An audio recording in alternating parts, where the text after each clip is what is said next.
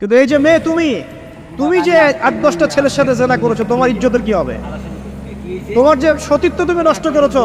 তুমি তো বিয়ের পর কোনো ঘরে গেলে সে হাজবেন্ডও বুঝতে পারবে তুমি আর সতী স্বাধীন নও। তখন তোমার কি হবে? তখন তোমার কি হবে? আর এটা যে এত ভয়াবহ মহামারী আকার ধারণ করেছে না, অনেক ক্ষেত্রে দেখা যায় স্বামী অফিসে যাওয়ার সাথে সাথেই বয়ফ্রেন্ড বাসায় হাজির। এই যে বাক্সে বাক্সে বন্দি জীবন বললাম, বাক্সে বাক্সে বন্দি ফ্ল্যাটের ভিতরে তো ঢুকলে আর বোঝা যায় না ভিতরে কি হচ্ছে। কত ফ্ল্যাটে যে জেনা হয় এখন এই শহরে, আল্লাহ ভালো জানে। এই ফ্ল্যাটের প্রত্যেকটা ইঞ্চি ইঞ্চি মাটি আল্লাহর কাছে সাক্ষী দিবে। যেখানে যে মাটিতে বসে অবিবাহিত যুবক যুবতী জেনা করেছে আর বিবাহিত যুবক যুবতীরা এবং এই স্বামী স্ত্রী জেনা করেছে, এর ইঞ্চি ইঞ্চি মাটি আল্লাহর কাছে কথা বলবে। এর ইঞ্চি ইঞ্চি মাটি আল্লাহর সামনে কথা বলবে। ইয়াউমাইযিন তুহাদ্দিসু আখবারাহা, সেদিন তুহাদ্দিসু আখবারাহা, জমিন তার খবর বলবে আল্লাহর কাছে। জমিনের কোথায় কোন পাপ হয়েছে সব বলে দিবে। এই জমিনে এখানে দাঁড়িয়ে জেনা করেছে, ওইখানে দাঁড়িয়ে মদ খেয়েছে, ওইখানে কাউকে খুন করেছে, জমিন বলে দিবে। একটা কথা এখানে মাঝখানে বলে দেই, যারা অবিবাহিত যুবক যুবতী আছো, এই লেকচার তোমরা যারা শুনছো, তোমাদের মধ্যে কেউ যদি জেনা করে থাকো, অবিবাহিতের কথা বলছি, তোমাদের কাদের মধ্যে এখন 100 বেত্রাঘাতের শাস্তি ঝুলে আছে। সূরা নূরের 1 থেকে 3 নম্বর আয়াত পড়ে দেখবে, অবিবাহিত যুবক যুবতী যদি জেনা করে তাদের শাস্তি হচ্ছে 100 বেত্রাঘাত, তাও জনসমক্ষে, এবং এক বছরের জন্য নির্বাসন। এই বিধানগুলো যদি পৃথিবীর কোনো দেশেও না থাকে, আসমানে আছে। মরার সাথে সাথেই এই বিধান কার্যকর হবে ইনশাআল্লাহ। বাঁচার বুদ্ধি কি? একটাই উপায় আছে। এই লেকচার কানে চলে গেছে, অনতিবিলম্বে অজু করবে। অজু করে খালেসভাবে রাতের শেষ রাতে জায়নামাজ বিছাবে। জায়নামাজ বিছিয়ে আল্লাহর সামনে দাঁড়িয়ে 2 রাকাত নামাজ পড়বে। পড়ে নিজের পাপের কথা স্মরণ করে চোখ দিয়ে দরদর করে পানি ফেলে দিবে। আল্লাহকে সেজদায় গিয়ে বলবে, আল্লাহ আমি জেনা করেছি, আমাকে মাফ করে দাও। আমার এই পাপের কথা কেউ জানে না, তুমি জানো, মাফ করে দাও। এই মাফ নেওয়ার পরে আবার ওই যার সাথে করেছেন ওর সাথে আবার লিঙ্ক আপ করার চেষ্টা করেন না। আসো আমরা জেনা করেছিলাম, আসো বিয়ে করে নেই, এটা সলিউশন না। জেনা করেছেন, আগে তওবা করে ফিরে আসতে হবে, তারপরে পুরো জীবন ইসলামিক লাইফ লিড করতে হবে। আল্লাহ যদি দেখেন যে হ্যাঁ আপনি ঠিকঠাক তওবা করে আল্লাহর পথে চলছেন, আল্লাহ তখন আপনাকে নেককার স্ত্রী দিবে ইনশাআল্লাহ। এই এই এই একমাত্র রাস্তা যুবকদের জন্য এবং যুবতীদের জন্যেও। যুবকরা না হলে পার পেয়ে যেতে পারে, কারণ একটা কথা সমাজে প্রচলিত আছে না, যে ছেলে মানুষের ইজ্জত তো সহজে যায় না, গোপন হয়ে গেছে, কেউ জানে না, আল্লাহ মাফ করে দিয়েছেন, সে হয়তো পার পেয়ে গেল। কিন্তু এই যে মেয়ে, তুমি যে 8-10টা ছেলের সাথে জেনা করেছো, তোমার ইজ্জতের কি হবে? তোমার যে সতীত্ব তুমি নষ্ট করেছো। তুমি তো বিয়ের পর কোনো ঘরে গেলে সে হাজবেন্ডও বুঝতে পারবে তুমি আর সতী স্বাধীন নও। তখন তোমার কি হবে? বিবাহিত যারা আছে, এই যে দেবর আর ভাবি, এই যে শালি আর দুলা ভাই, মধুর সম্পর্ক না এগুলা?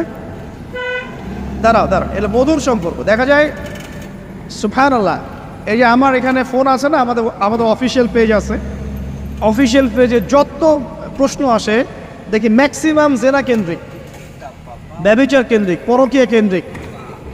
একজন প্রশ্ন করেছে যে দোলা ভাইয়ের চরিত্র এত খারাপ ছিল, আর ওই মেয়ের বয়স তখন কম ছিল, 13 বছর বয়স। 13 বছর বয়সের মেয়ের দিকে সে চোখ দিয়েছে। যাকে বিয়ে করেছে তার সাথে তো সম্পর্ক আছেই, যাকে বিয়ে করেছে ওর সাথে তো সম্পর্ক আছেই। তারপরে আপনার শালির সাথে সম্পর্ক।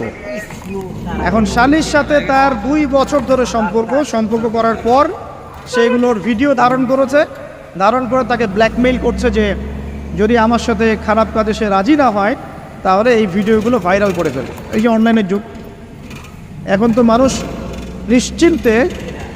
নিশ্চিন্তে মানুষ যে একটা প্রাইভেট লাইফ লিড করবে সেটাও করতে পারে না।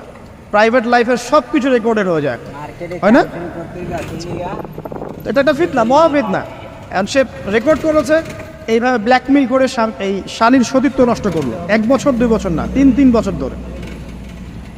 এখন এই মেয়ে প্রশ্ন করছে পেজের মধ্যে যে এখন তার মানসিক অবস্থা এতই খারাপ, সে জিজ্ঞাসা করছে আমি যদি আত্মহত্যা করি তাহলে আমার পাপ হবে কিনা। এই মেয়েটা যদি আপনার বোন হতো কি করতে না? আল্লাহ না করুক, এই মেয়ে যদি কারো মেয়ে হতো তাহলে কি করতেন আপনি? আপনার কাছের কেউ হলে আপনি কি করতেন? এখানে ওই শাস্তিটা না বলে সামনে যেতে পারছি না।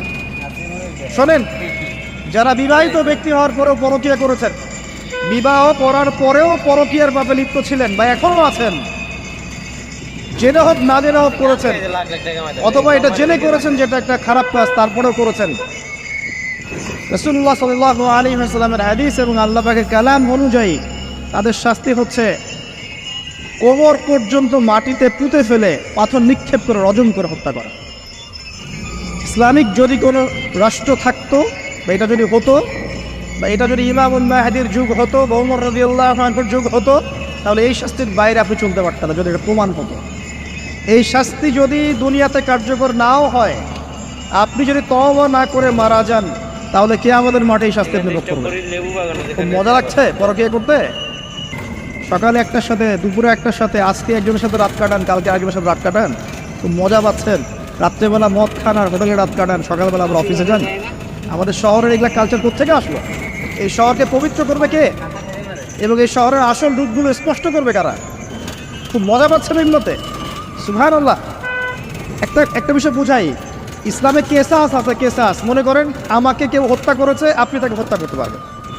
মনে করেন আপনি কাউকে হত্যা করেছেন, ঠিক আমাদের লজের মধ্যে কেউ যদি কাউকে হত্যা করে তাকে ফাঁসি দেওয়া হয় না, এরকমই কেউ যদি কাউকে হত্যা করে, ইসলামের বিধান কেসাস করা, মানে হাতের বদলে হাত, চোখের বদলে চোখ, কানের বদলে কান, নাকের বদলে নাক, জানের বদলে জান, যদি প্রমাণ হয়। কিন্তু এখানেও হত্যাকারীর বাঁচার সুযোগ আছে। কিরকম? মনে করেন আপনি আমার পরিবারের কাউকে হত্যা করেছেন, আল্লাহ না করুক। এখন আপনি এসে আমাকে ক্ষমা চাচ্ছেন যে আমার ভুল হয়ে গেছে, আমি মুক্তিপণ, রক্তপণ দিব, আমাকে মাফ করে দেন। এখন আমাদের পরিবারকে আপনাকে বললো ঠিক আছে আপনাকে মাফ করে দিলাম, আপনার কেসাস করার দরকার নেই, আপনি রক্তপণ দিয়ে দেন, তাহলে আপনি বেঁচে থাকার সুযোগ পেলেন। ভালো বুঝতে পারছেন? একটা হচ্ছে মুক্তার। মনে করেন কেউ ইসলামের কিছু বিষয়কে অস্বীকার করেছে, তাকে জেলখানায় বন্দি করে রাখা হবে, সুযোগ দেওয়া হবে যে আপনি কি এগুলো জেনে শুনে বলেছেন নাকি এর উপর অটল থাকবেন না ফিরে আসবেন। সে যদি বলে না আমি তওবা করলাম, আমি এখান থেকে ফিরে আসলাম, ও বেঁচে থাকার অধিকার পেয়ে গেল। কিন্তু বিবাহিত ব্যক্তি যারা ব্যভিচার করেছে, বিবাহিত ছেলে বা মেয়ে ব্যভিচার করেছে, তওবা করে যদি ফিরেও আসে, রজমের শাস্তি থেকে বাঁচার কোনো সুযোগ নেই। আল্লাহর কাছে ক্ষমা চান, ইস্তেগফার করেন।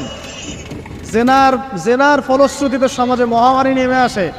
জেনা, পরকীয়া, অশ্লীলতার কারণে সমাজে এমন সব রোগ ব্যাধির উদ্ভব হয় যেগুলো কখনো ছিল না। এই শহরটা জেনার শহর। আমাদের এই ঢাকা শহর জেনার শহর। আপনাকে এটা বোঝার জন্য আমার লেকচার না শুনে আপনি পেপার পত্রিকা ঘাটেন, অনলাইন সার্চ করেন, দেখবেন এই শহরে আনাচে কানাচে জেনা হয় এবং ওপেন জেনা হয়, মানুষ জেনাকে হালাল মনে করে। এই শহরের যুবক যুবতী যারা একে অপরের সাথে বয়ফ্রেন্ড গার্লফ্রেন্ড কালচারে লিপ্ত আছে, এটাকে তারা হালাল মনে করে, কেউ হারাম মনে করে না। কত বড় সাহস দেখায়। আর রাস্তা দিয়ে আমরা হেঁটে গেলেও বয়ফ্রেন্ড গার্লফ্রেন্ড এসে আমাদেরকে সালাম দেয়, বুঝুন আমাদের জন্য একটু দোয়া করেন। তো প্রত্যেকটা পার্কে পার্কে যাবেন, এই যে আপনাদের রেস্টুরেন্টগুলোতে যাবেন, দর্শনীয় যে স্পটগুলো সেখানে যাবেন, দেধার সে জেনা হচ্ছে, জেনা আর জেনা। আমি এই যুগের কথাই বলছি। নবী সাল্লাল্লাহু আলাইহি ওয়াসাল্লাম বলছেন, আমাদের নবী বলছেন, আমার উম্মতের একটা অংশ, সবাই না, আমার উম্মতের একটা অংশ অবশ্যই জেনাকে হালাল করে নেবে, অবশ্যই মদকে হালাল করে নেবে, মদ পান করবে কিন্তু মদের নাম অন্য দিবে, এবং তারা গান বাজনা বাদ্যযন্ত্র নর্তকীদেরকে হালাল মনে করে নিবে। নবী সাল্লাল্লাহু আলাইহি ওয়াসাল্লাম বলেছেন, যখন সমাজে এরকম পাপ বাড়ে তখন সমাজে এমন সব রোগ ব্যাধি আসে যা আগে কখনো ছিল না।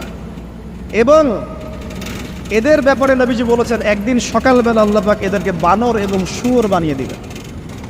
কিয়ামতের আগে এই ঘটনাও ঘটবে, বিকৃত হবে। ভূমিধস, ভূমিকম্প, ভূমিধস এবং আকৃতির বিকৃতি, এগুলো আযাব আসবে আল্লাহর কাছে, আল্লাহর পক্ষ থেকে। এই জেনা, এই ব্যভিচার, এই পরকীয়া, নোংরামি, অশ্লীলতার কারণে ঘরে ঘরে এগুলো বয়ফ্রেন্ড গার্লফ্রেন্ড কালচার। কেউ মনে করে না যে এগুলো হারাম, কেউ মনে করে না যে আমার এই যে সহপাঠী আমার গায়রে মাহরাম। এই গায়রে মাহরাম শব্দটাই নাই। কাজিন, চাচাতো বোন, মামাতো বোন, খালাতো বোন, এই যে কাজিন, এরা জেনা করছে। কি দেখা বাকি রেখেছে এই যুগে আমরা? এই যুগে আমরা দেখছি যে নিজের মেয়ের সাথে পিতার শারীরিক সম্পর্ক। পেপার পত্রিকা পড়েন, একটু অনলাইন ঘাটেন, দেখেন কোন যুগে আছেন আপনি। সমাজের ন্যায় অন্যায় হক বাতিলের মানদণ্ডই উল্টে যাবে। মানুষ ন্যায়কে অন্যায় মনে করবে, অন্যায়গুলোকে ন্যায় মনে করে নিবে। কোনো মানদণ্ড নাই, কোনো মানদণ্ড নেই। আমাদের শহরের এই অবস্থা, শান্তিতে কিভাবে ঘুমাবেন আপনি?